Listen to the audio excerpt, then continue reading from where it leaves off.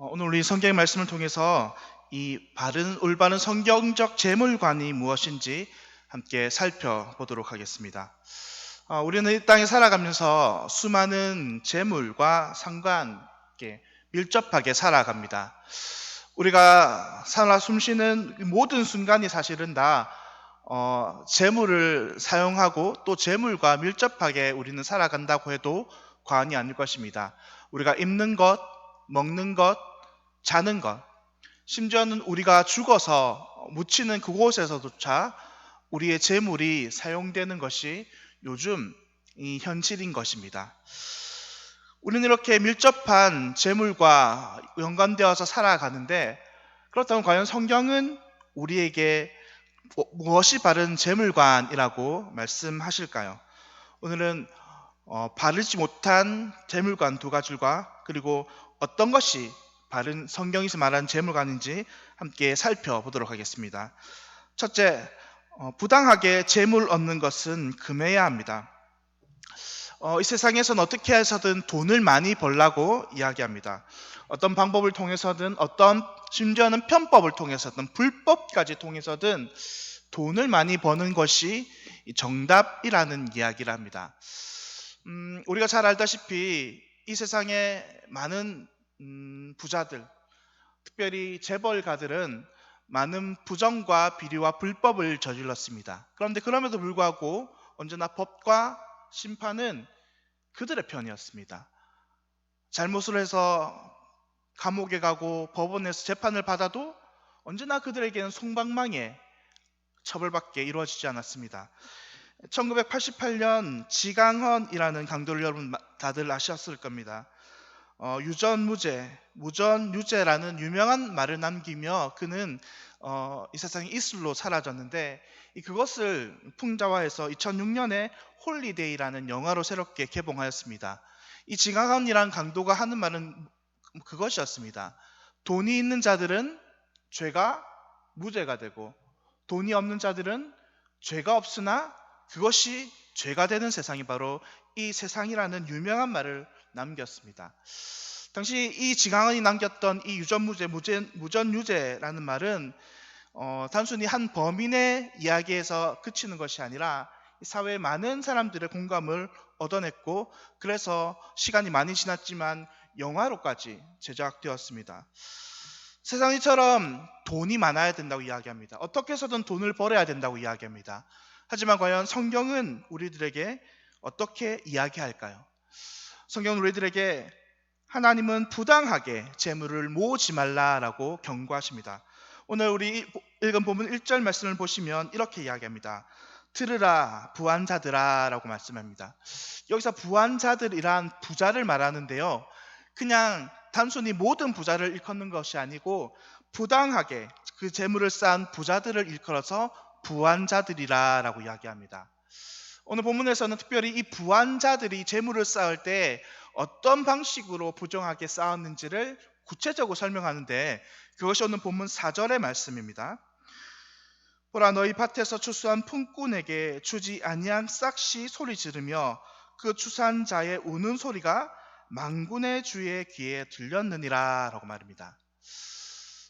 야고보서 이어질 이 당시에 이 많은 부자들은 땅을 소유한 자들이었습니다. 이들은 땅에서 경작하고 그 추수한 것으로 자신의 많은 부를 이루었습니다. 그런데 이 당시 많은 부유한 자들, 특별히 부정한 방법으로 부를 축적한 자들이 자신들의 땅을 경작한 일꾼들에게 돈을 제대로 주지 않는 방법을 통해서 자신의 부를 얻었다라고 이야기합니다. 당시 이들이 가진 방법은 크게 세 가지였습니다. 첫 번째로 계약된 금액을 적게 주는 것입니다. 그러니까 계약서대로 그들에게 주는 것이 아니고 계약서보다 훨씬 더 적게 줌으로 인해서 그 차익을 자신이 가진 것입니다. 두 번째는 금액을 늦게 주는 것입니다. 그러면 그만큼 많은 이자가 발생할 건데 그것을 자신의 주머니에 착복하는 방법입니다. 세 번째는 아예 돈을 주지 않는 방법입니다. 이렇게 해서 당시 많은 불법으로 인해서 부자된 자들이 많이 있었습니다. 그런데 성경은 그래서 뒤어 이어지는 말에 그 추수한 자의 우는 소리가 만군의 주의 귀에 들렸다라고 이야기합니다. 부자들은 한편으로 이 부정한 방법을 저지름으로 인해서 그들이 가진 것이 조금 더 많아졌지만, 이 부자들의 편법과 불법을 통해서 받지 못한 자들은 그들은 삶에서 눈물을 흘릴 수밖에 없었던 것입니다. 성경에는 부자들이 이렇게 불법과 편법으로 자신의 부를 계속해서 축적해 온다는 사실을 여러 부분에서 얘기하는데, 특별히 우리는 누가복음 19장에 나오는 이 삭개오라는 사람을 통해서 특별히 그 시대에 만연했던 이 부자들의 불법적인 부의 승계를 살펴볼 수 있습니다. 누가복음 19장 2절은 삭개오를 이야기하며 이렇게 설명합니다. 삭개오라 이름 하나 하는 자가 있으니 세리장이요 또한 부자라. 세리장, 삭개오를 세리장이라고 이야기하면서 그는 부자라고 이야기하는 것입니다. 세리는 그 당시 이 유대인들에게 세금을 걷어서 로마 정부에 바쳤던 인물입니다.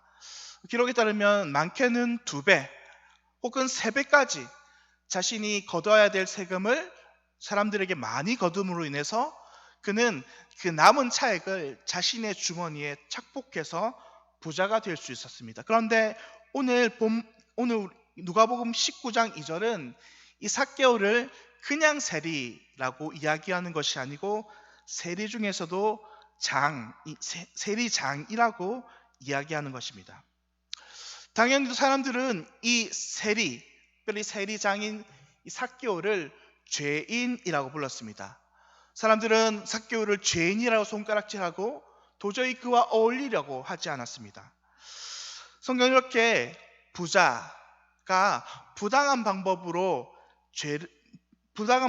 부자가 되고 자신의 많은 재물을 쌓는 것을 죄라고 이야기합니다. 성경은 돈을 많이 버는 것 자체를 죄라고 이야기하지 않고 이렇게 부당하게 돈을 버는 것을 죄라고 이야기한다는 것입니다. 그런데 이것은 오늘날도 마찬가지입니다. 오늘도 많은 사람들은 이 부당한 방법을 통해서 많은 부를 축적합니다. 사업가들은 여전히 자신들이 고용한 이 노동자들에게 정당하게 그들의 싹스를 주지 않고 불법과 편법적으로 그들의 싹스를 깎는다거나 아니면 그들에게 주어야 할 지급일을 미룬다거나 그런 방법을 통해서 자신들의 부를 축적합니다.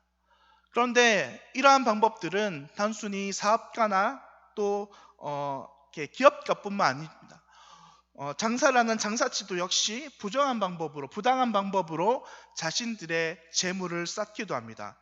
사람들에게 잘못된 조언을 속여서 팔기도 하며 때로는 자신이 팔고 있는 이 물건을 허위로 광고해서 다른 사람들이 이 물건을 사도록 유도합니다. 그런데 이러한 모든 방법들이 다 부정한 방법으로 부를 축적하는 것들입니다. 그런데 단순히 사업가나 장사하는 사람들만 이렇게 부당한 방법으로 자신들의 재물을 쌓을까요? 그렇지 않습니다. 다른 사람들에게 고용이 된 이 피고용인조차 부정한 방법으로 자신의 재물을 쌓는 경우도 있습니다. 자신이 일하는 가게나 아니면 사업장에서 그 가게의 돈을 자신에게 은근히 가진다거나 아니면 그것에서 파는 물건을 은근슬쩍 자신이 가지는 행위, 이런 것은 모두 다 부당하게 자신이 이 재물을 축적하는 방법입니다. 또 이와 비슷하게 자신에게 주어진 시간에 최선을 다하지 않는 것도 부당하게 재물을 쌓는 것입니다.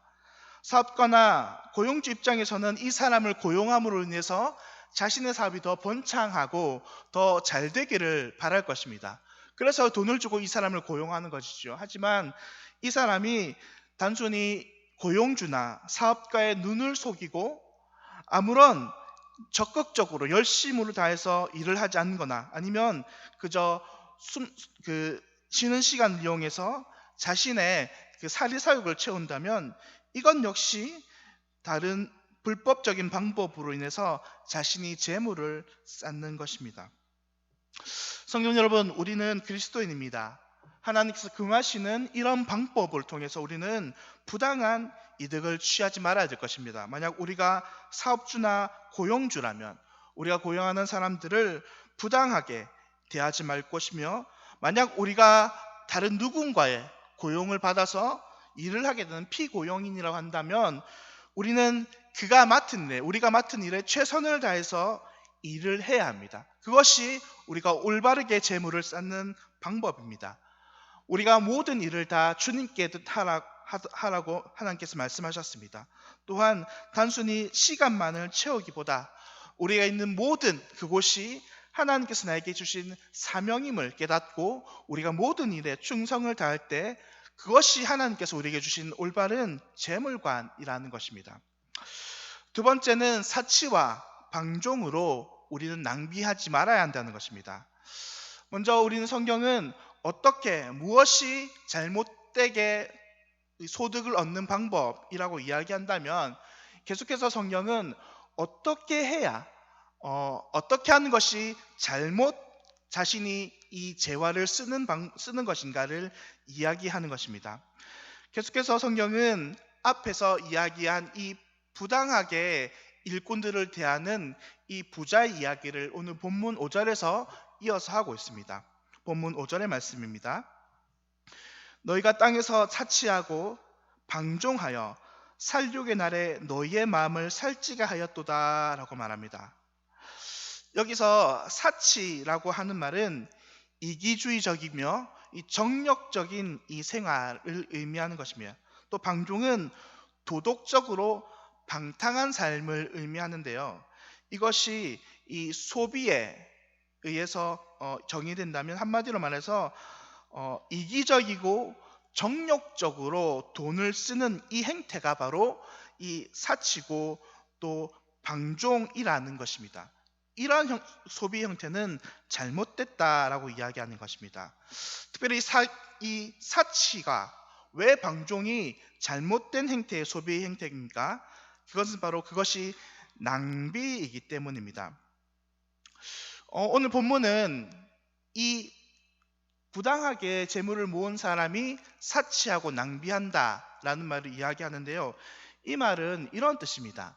그러니까 부당하게 왜 이 사람이 다른 사람을 속여가며 불법을 저지르며 재물을 모으려고 할까요? 다른 사람을 위해서, 아니면 좋은 곳에 쓰려고 불법을 쓰면서 재물을 모으려고 할까요? 그렇지 않다는 것입니다. 오직 자신의 사치와 방종을 위해서 남을 속여가며 남에게 해를 끼쳐가며 그렇게 재물을 모은다라는 것이지요. 그런데 그것이 보다 더 자기가 필요한 것보다 더 많은 것을 가짐으로 인해서 그것을 다시 쓸 때에 자기가 써야 할 것 이상을 쓰게 됨으로 말미암아 이것이 바로 사치며 낭비라는 것입니다. 우리가 잘 알듯 이 로마 시대에는 사치가 극에 달했던 시대입니다. 그래서 사람들은 음식을 먹고 또 다른 음식을 먹기 위해 이 먹었던 음식을 다시 개워내고 또 다른 음식을 먹을 만큼 사치와 낭비가 심했던 시대가 바로 이 시대입니다. 그런데 이 사치와 낭비가 정말 하나님 앞에서 죄악인 까닭은 다른 데 이유가 있습니다. 그것은 어느 한 사람이 사치와 낭비를 하게 된다면 반대로요, 어느 다른 사람은 가난해져야 하고 다른 사람들은 굶어야 하기 때문입니다. 오늘 본문에 등장하는 이 부당하게 자기의 싹스를 받지 못한 이 품꾼은 과연 어떨까요? 이 부자는 이 불법을 행함으로 해서 조금 더 자기의 소유가 늘어났을 것입니다. 그냥 그에게는 있어도 그만 없어도 되는 금액이라는 것이죠. 그러나 반대로요, 이 품꾼들은 어떨까요? 하루 살아서 하루 빌어먹는 이 품꾼들은 이 돈을 제대로 받지 못한다면, 이 돈을 그날 받지 못한다면 그들은 그날 헐벗고 굶주려야 한다는 것입니다. 그런데 더군다나 이 품꾼이 단순히 자신만이 가족이 아니라 자신 아내와 자신의 아이들까지 데리고 있는 가장이라고 한다면 이 문제는 더 심각해지죠. 누군가 나의 사치를 위해서 다른 사람들을 압제하면 누군가는 피눈물 나는 그런 입장에서 자기의 손해를 감수해야 한다는 것입니다. 우리가 알듯이 하나님께서는 이 세상을 창조하시면서 일반적으로 모든 물질과 재화들을 한정적으로 만들어 놓으셨습니다. 그것이 하나님의 일반 원칙이죠. 그래서 우리는 이 세상 사람들은 한정적인 이 자원 안에서 서로 나누며 살아야 하는 것입니다. 그래서 사도행전에서는 서로 자기의 가진 것을 유무상통하며 살았던 것입니다. 그런데 이 상황에서 누군가 혼자서 다른 사람들의 목까지 독차지하게 된다면 누군가는 헐벗고 굶주릴 것입니다. 그러면 사치의 문제는 그런데 이 과거의 뿐만 아니라 여전히 현재에서도 별다른 현재도 많은 문제를 가지고 나타나고 있습니다. 2022년 미국의 투자회사 모건 리스텐의 발표에 따르면 2022년 한국 한 해에 명품을 소비한 금액이 얼마인지 아십니까? 자그마치 21조입니다. 명품을 사기 위해서 소비한 금액이 21조인데요. 이 총액은요, 세계 5위에 해당하는 어마어마한 금액입니다. 그런데 더 놀라운 사실은요, 이것이 1인당, 그러니까 국민 한 사람당 소비 금액으로 나누어 봤을 때 우리나라는 325달러, 약 한 사람당 40만 원꼴로 이 미국을 제치고 전 세계 1위 이 명품 소비국이 되었다는 것입니다. 사실 원가가 얼마 할까요? 이 명품의 원가가. 그런데 이것이 적게는 200만 원, 혹은 많게는 1000만 원 이상의 호가는 금액으로 단순히 브랜드 하나 달았는데 이 가격이 탈바꿈하게 된다는 것입니다. 단순히 누군가는 사치를 위해서 200만 원 혹은 1000만 원이나 되는 돈을 쓰고 있는데요. 반면에 아직도 전 세계의 2%에 해당하는 전 세계 중에 1억 3천만 명의 사람들은 여전히 하루에 1000원 이하의 돈으로 살아가고 있으며 또 그 절반의 사람들은 여전히 하루하루 굶주림을 해결하기 어려워서 굶주림이 허덕이면서 살아가고 있다는 것입니다. 여전히 오늘날도 세상의 한쪽에서는 매일매일 굶어 죽어가는 사람들이 발생하는 반면 또 그 다른 한쪽에서는 매일매일 자신이 쓰는 이 사치품만으로 해서 그 한 나라에 21조 원의 돈이 사용되고 있는 것입니다. 이것이 바로 사치가 주는 죄악성입니다.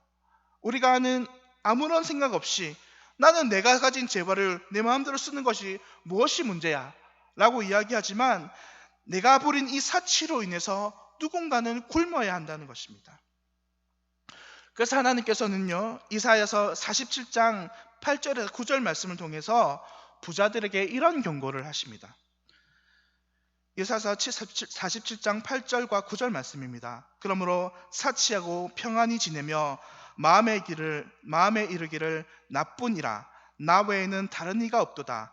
나는 과부로 지내지도 아니하며 자녀를 잃어버리는 일도 모르리라 하는 자여, 너는 이제 들을지어다.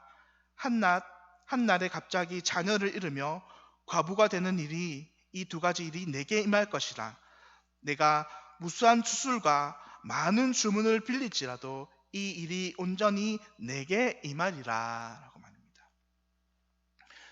자신의 부유함을 가지고 사치만 일삼고 어려운 이웃을 돌아볼 줄 모르는 자에게 하나님께서 그가 똑같이 당한다고 경고의 말씀을 하시는 것입니다. 이렇듯 성경은 오늘 우리에게 부당한 이득으로 우리에게 재물을 쌓지 마라 라고 이야기하며 우리가 가진 이 재물을 가지고 사치하며 낭비하지 마라 라고 이야기합니다. 그것이 성경이 말하는 재물관이라는 것이죠. 그럼 우리가 마지막으로 나아가서 정말 진정으로 우리가 가져야 할 올바른 재물관은 과연 무엇일까요?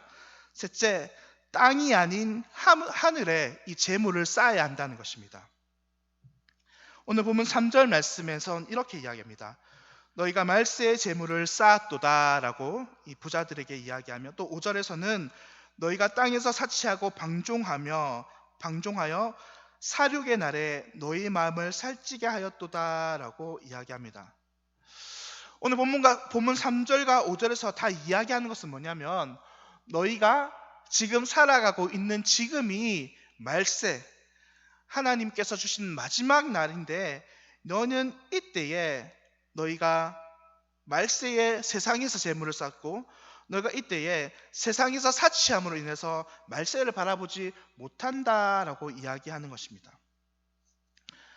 하나님께서는 믿는 자들에게 너희가 살아가는 이 세상의 끝을 기억하며 살라라고 이야기하는 것입니다. 바로 하나님께서 원하시는 재물과는 이 세상에 우리의 금은 보화를 쌓는 것이 아니라 하늘 곳간에 우리의 금은 보화를 쌓으라라고 이야기하는 것입니다. 그래서 예수님께서는 마태복음 6장 19절과 20절에서 이렇게 말씀하십니다. 너희를 위하여 보물을 땅에 쌓아두지 말라. 거기는 좀과 동록이 해하며 도둑이 구멍을 뚫고 도둑질하느니라. 오직 너희를 위하여 보물을 하늘에 쌓아두라. 거기는 좀이나 동록이 해하지 못하며 도둑이 구멍을 뚫지도 못하고 도둑질도 못하느니라. 하나님께서는 이 땅에 우리가 쌓는 것은 언젠가 도둑이 우리의 것을 가져가고 언젠가 이 땅에서 쌓는 것은 우리가 아무것도 사용하지 못할 것으로 남고 만다고 이야기합니다. 하지만 하늘에 쌓는 것은 다르다라고 이야기합니다. 하늘에 쌓는 것은 영원할 것이며 그것이 진정한 너희의 재물이라고 이야기합니다. 그러면 어떤 것이 과연 하늘에 재물을 쌓는 것입니까? 하나님께서는 땅이 아닌 하늘의 재물을 쌓는 방법은 하나님과 하나님 나라를 위해서 재물을 사용하라라는 것입니다. 그래서 고아와 과부와 같이 가난하고 어려운 자들을 위해서 너희의 재물을 사용하라라고 이야기하는 것입니다. 예수님께서는 가난한 이웃을 위해 섬기는 그것이 바로 나에게 하는 것이라고 이야기하셨습니다. 더 나아가 우리가 그리스도인이라고 한다면 당연히 우리는 우리가 가진 재와 보물을 사치하고 낭비하는 것이 아닌 하나님과 하나님 나라를 위해서 사용해야 할 것입니다. 왜냐하면 우리가 가진 모든 것이, 우리가 지금 갖고 있는 그 모든 것이 하나님께서 우리에게 주셨음을 고백하는 자들이기 때문입니다. 우리가 이 땅에 태어났을 때는 아무것도 가지지 못하며 빈손으로 태어났지만 하나님께서는 우리를 지금까지 입히시고 먹이시고 우리에게 많은 것을 주신 분이기 때문입니다. 그러므로 우리에게 주신 이 재물 역시도 당연히 우리가 생활하고 남는 것이 있다면 하나님과 그의 나라를 위해서 사용해야 할 것입니다. 말씀 마치도록 하겠습니다. 오늘 야고보서는 그리스도인이 이 땅에 살아가면서 어떤 재물을 가지며 살아야 할지 이야기합니다. 먼저 그리스도인은 부당하게 재물을 축적하지 말라고 이야기합니다. 또 이 재물을 사용할 때는 지나친 낭비와 사치를 하지 말라라고 이야기합니다. 왜냐하면 결국 이 지나친 사치와 낭비는 누군가 필요할 때 필요함을 얻지 못하는 결과를 가져올 수밖에 없다라고 이야기합니다. 그리고 마지막으로 하나님께서는 우리의 재물을 이 땅이 아닌 하늘에 쌓아두라라고 이야기합니다. 오직 그럴 때 우리는 이 땅에서 온전히 하나님의 사람으로 이 올바른 재물관을 가지며 살 것이라고 이야기합니다. 바라기는 우리 사랑하는 성도님 여러분, 우리가 살아가는 이 세상 속에서 우리는 때로는 많은 재화를 얻을 때도 있고 또 많은 재화를 쓸 때도 있습니다. 바라기는 우리가 이 모든 과정 속에서 부당하게 재화를 얻지도 말고 부정하게 재물을 쓰지도 말고 오직 우리가 가진 이 모든 재물과 재화를 하나님과 그의 나라를 위해서 신실하게 사용하시는 성도님 되시기 바랍니다. 그럴 때 하나님께서는 그렇게 사용하는 우리들에게 수많은 하늘 곳간에 많은 보화를 챙겨둘 것이며 우리에게 잘했다, 수고했다 칭찬해 주실 것입니다. 우리 시간 함께 말씀을 기억하면서 같이 한번 기도하며 나아가도록 하겠습니다.